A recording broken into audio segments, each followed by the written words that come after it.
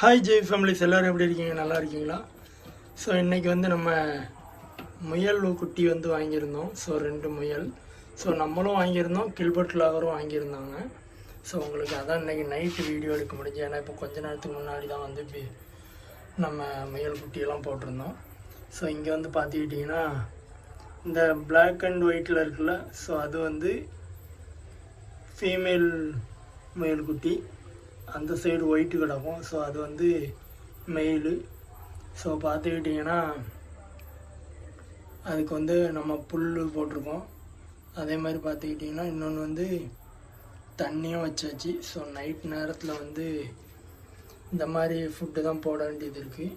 அதனால் வந்து இப்போ போட்டிருக்கேன் ஃப்ரெண்ட்ஸ். இதே நாளைக்கு வந்து வேஸ்டேஜ் ஆனால் காய்கறிகள் இருக்கும்ல, ஸோ அது போடணும்.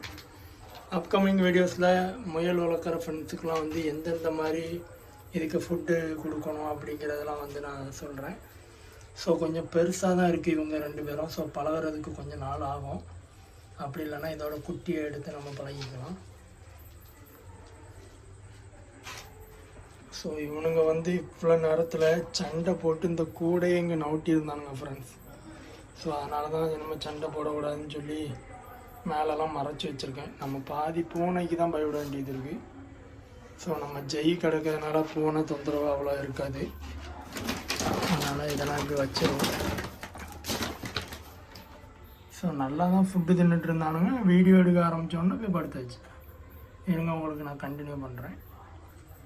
ஓகே ஃபேமிலிஸ், நம்ம இதெல்லாம் போட்டு வந்து கொஞ்சம் ஓரளவுக்கு கவர் பண்ணியாச்சு. ஸோ உள்ளே வந்து பார்த்துக்கிட்டிங்கன்னா அவங்க அழகாக கிடக்காங்க. ஓகே ஃப்ரெண்ட்ஸ், இதோட இந்த வீடியோவை எண்ட் பண்ணிக்கிறேன். Love you. Bye bye families.